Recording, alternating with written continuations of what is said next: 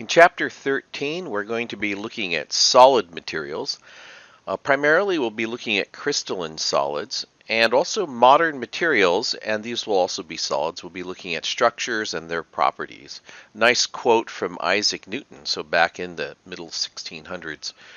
Should we not suppose that in the formation of a crystal, the particles are not only established in rows and columns set in regular figures, but also by means of some polar property that have turned identical sides in identical directions? And so that's sort of a very prophetic type of statement, since we now know about polarity of molecules and atoms. Really wasn't even until the beginning of the 1900s that people started to accept the idea of atoms, and they were still questioning it all the way into like the 1920s. So that shows how far ahead of his time that Isaac Newton was in his thinking. This chapter starts with something of a funny story. It starts with the exploits of Professor Game and Novoselov. Novoselov was actually a postdoc working for Game, is how his last name is pronounced. And they together discovered a material known as graphene. Novoselov was actually best known for, until he won the Nobel Prize, this picture on the left, which became pretty well publicized, in which he was able to levitate a whole frog in a superconducting environment. So the frog was unharmed. So they were able to take this small frog and some other creatures and stick them in their very strong magnetic field and float them about. And it actually won him something called the IG Nobel Prize, which stands for the Ig Nobel Prize, so the opposite of the Nobel Prize, for sort of just strange, funny research. So it turns out Game is the only winner of the Nobel Prize and the Ig Nobel Prize, and he won them both in the same year. So what is graphene? So graphene is actually, take pencil lead, and that's graphite, or old-fashioned pencil lead at least is graphite, and you heat it to a very high temperature and a very high pressure. And there's a couple of possibilities of what you'll get. If you have a high enough pressure and you cool it slowly, you could get a diamond out of it. But at lower pressures, what happens is you get something called graphene. And you actually get something known as highly ordered pyrolytic graphite. And this is actually something that has been known about for many, many years. So this is called highly ordered, I'm just going to give the abbreviation, pyrolytic graphite. And the pyrolytic part comes from the heating it to high temperatures, allowing it to form. So HOPG is really a nice material. People have been using it for, 30, 40, 50 years because one of the properties of HOPG is that you can get atomically smooth surfaces. So when a lot of these techniques came out to study atomic scale microscopy, so there's techniques known as scanning tunneling microscopy and atomic force microscopy. What they needed is, for some of these methods, is they needed conductive surfaces that were atomically flat. And so the way that we would produce this, I worked with this stuff in graduate school a little bit, and as a postdoc, is you just take a piece of Scotch tape and you stick it on the surface right here, and then you peel it off, and that produces the atomically smooth surface. HOPG does this because its sort of structure looks like what you see here. I'm trying to get my cursor to come back. Yeah, so like this. It's atomically flat layers of carbon in this hexagonal pattern, and they're layered on top of each other, one right after the other. So in the process of forming this material, the graphite forms these kinds of structures. Well, if you stick tape, so this surface here would represent like this top surface here. Stick tape on this, you pull it off, then you're left with this atomically smooth surface. And what Guy told his student to do was try to get as thin of a sheet of carbon as you could, and he was trying the best he could, and he ended up only being able to get it to be like just under a millimeter. And then they realized that if you stick tape to it, and you take the piece that comes off with the tape, that is actually atomically thin graphite. In fact, it's a single atom thick. So this was an image of what graphene would look like if you were to pull it off and ignore this bottom one.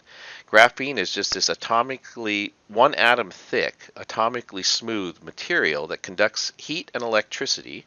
This has a bunch of double bonds in it. And is because it's so thin, it's transparent, and because it is a continuous atomic surface, on you can't. It's actually not permeable to anything. It's kind of a really strange material.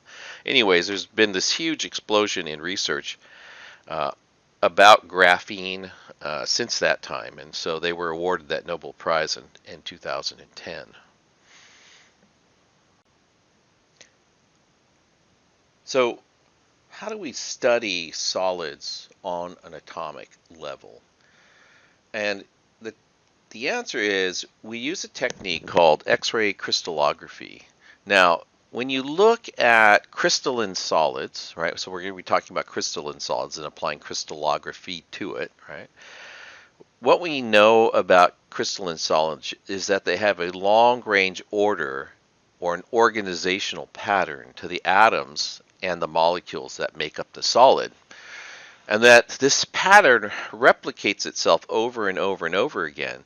So what happens on the microscopic level is actually observed at the macroscopic level. So these patterns of crystals that you're seeing in these images here are a result of the interactions between the atoms or molecules which are making up the crystal. That pattern of interactions repeats itself over and over again. And what we can do, what that hat does then is creates this macroscopic pattern that we're seeing here and what we're seeing here, these sort of crystalline rod shapes that we're seeing. So what X-ray crystallography does is it determines the organization of the atoms in the crystalline solid by using diffraction and also by taking advantage of interference that's created by diffraction. So let's discuss really quickly a review of interference, right? So interference is the interaction between two light waves. So you can have light waves, electromagnetic waves, interacting with each other, both either constructively, where the phases of the waves add and create more intense amplitude, so brighter signal, or they can interact destructively where the phases are the opposites of each other, and what you end up with getting is a canceling the signal or a darkness. Now, if you remember when we talked about this in chapter 9, right, we had slits. So we had an opening, something like this, and we created, and we passed light waves to this point, and then what happened is we got these sort of curving waves that came out of the slits.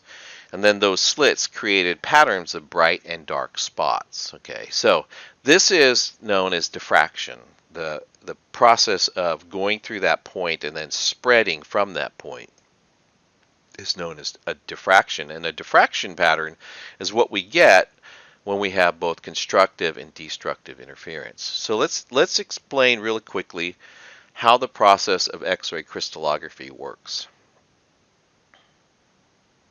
So in X-ray crystallography, they take electromagnetic radiation in the form of X-rays, and they pass it through a piece of the crystal, okay, so a crystalline solid.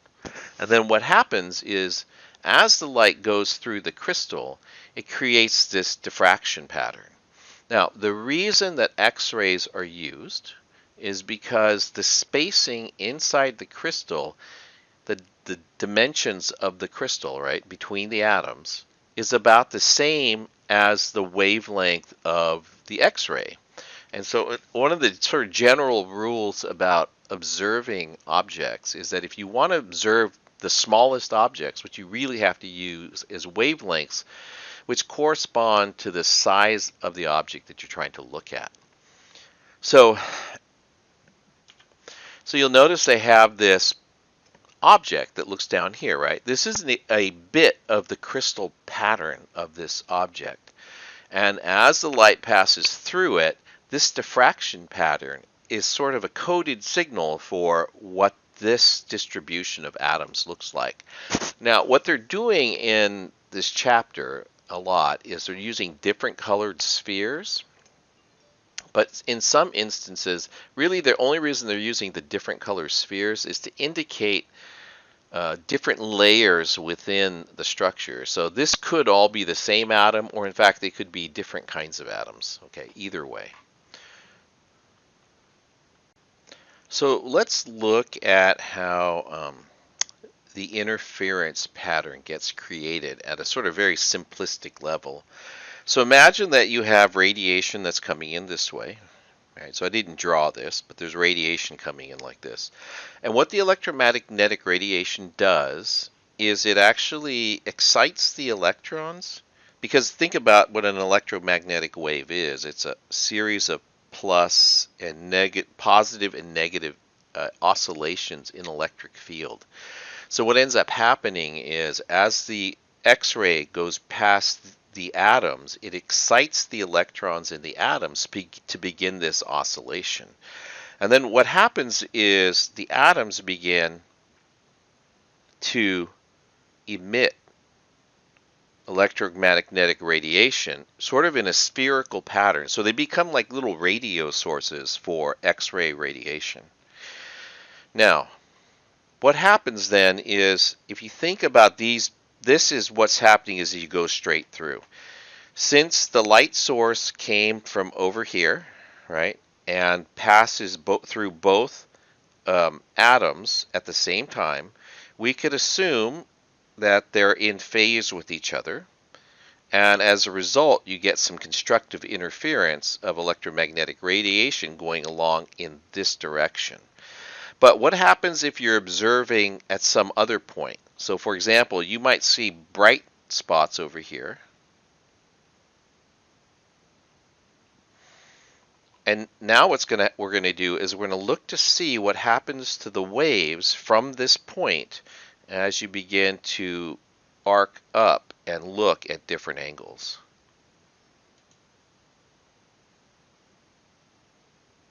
Okay, so you notice what's happening here. At this angle here, so somewhere right around here, it goes black because you have destructive interference. And then somewhere around this angle here, somewhere way up here, unfortunately, it's bright again. Okay. In my particular example, that's about 32 degrees if you really wanted to go back and measure it. So in other words, based on, remember, these are radiating sort of in a spherical pattern. Based on the angle at which you observe, right, the light, you're going to have either bright spots or dark spots.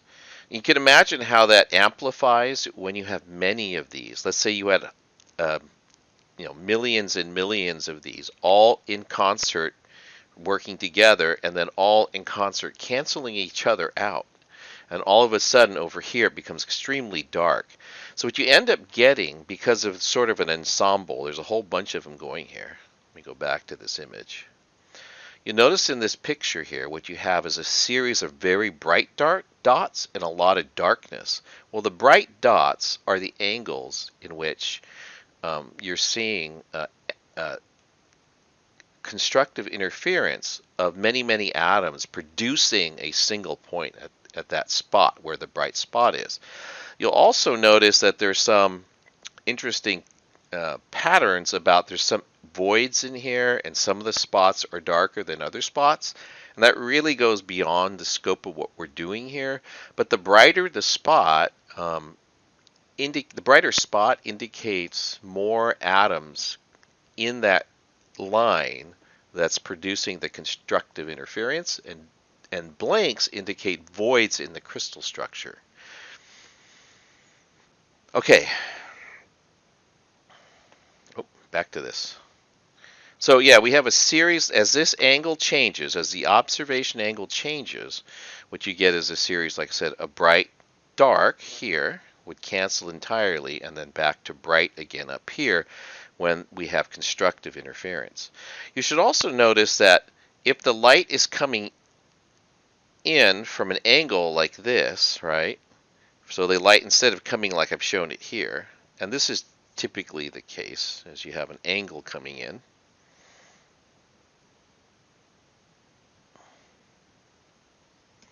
that these two waves, this could be the surface layer of atoms. So there could be a layer here. The beam that hits the lower layer actually travels further than the beam that hits the upper layer.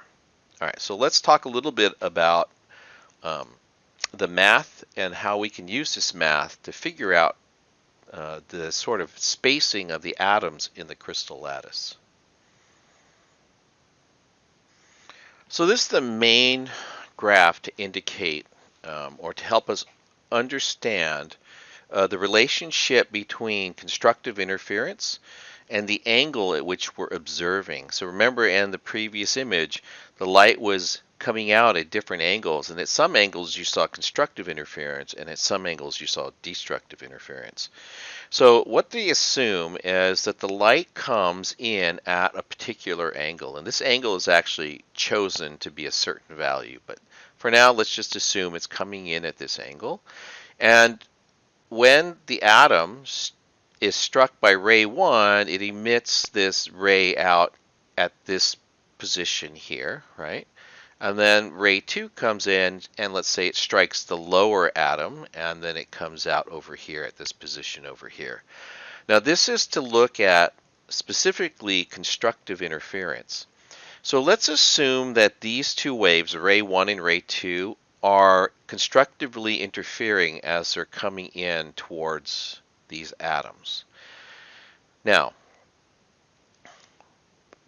the distance ray 1 travels right here and the distance that ray 2 travels to here are actually different. So when this ray reflects off of this atom, they're already out of sync with each other. And in addition, by the time that this lower ray catches up to this ray leaving, it's actually traveled the same distance again, right? And so if these two are not, if the 2 alpha that we're looking at of additional traveled distance, this is the path difference over here, okay, is not equal to a wavelength, then what ends up happening is we get some destructive interference instead of all constructive interference. But for the criteria to be constructive interference, the only thing we have to assume is that this path difference, 2a, is equal to some integer value times the wavelength. So it has to be a multiple of the wavelength. As long as it's a multiple of the wavelength, then what that means is this extra distance traveled, what that means is that there'll always be constructive interference, providing that 2a is equal to some multiple of the wavelength. The other bit requires a little bit of geometry. Now, remember I said they set this angle theta to be a particular angle. But what happens is when you're looking at theta, right? Theta, the angle theta, is repeated here, right? It's also repeated here, so this is theta. Now, this is a right triangle. This is the careful choosing of theta. This is a right triangle here, which means this angle is also theta. So we have a triangle that looks kind of like this. This is A, right? This is theta. That's this triangle. I just made it upright, though. Maybe I shouldn't have made it upright. Here, I'll draw it just like it is in the image. Draw it like this, and like this, and let's make this a right triangle. This is theta. This is that extra distance traveled A, right? Now, What's this distance, right? This distance is the distance between the tops of the atoms. You could do it from the center of the atoms. When you see a lot of this stuff done online, it actually shows it going to the center of the atom. So this is the distance or the spacing between the atoms. And this is ultimately what we want to get at in crystallography. So we can use trigonometric relationships. Opposite over hypotenuse, right? That's A over D is equal to the sine of theta. So that's where this statement comes from. And then what we do is we cross multiply by D. So we have A is equal to D sine theta. And then we substitute it into this equation up here. So we take this and we rearrange. And then we substitute.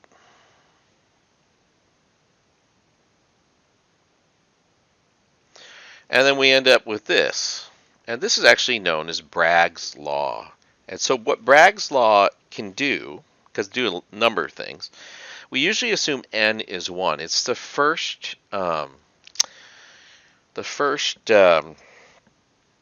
bright spot that we see. Okay, so n is equal to 1. Lambda is the wavelength of this light that's coming in. And then D is spacing of the atoms. So it could be from top to bottom, or in fact, what most people think of, I don't really like this image because of it, it's that distance as well. It's from center to center, right? So that's the distance or the spacing of the atoms in the crystal lattice. Now, what can you do with this, right? Well, if you know the distance between the atoms, which is not normally what you know, normally you're trying to figure that out, and you know the angle, then you can figure out the wavelength of the light. Or if you know the wavelength and the angle, then you can find the spacing between the atoms. So this is typically how this equation gets used. So let's use do an example quickly so you get the idea how to use the numbers with this equation.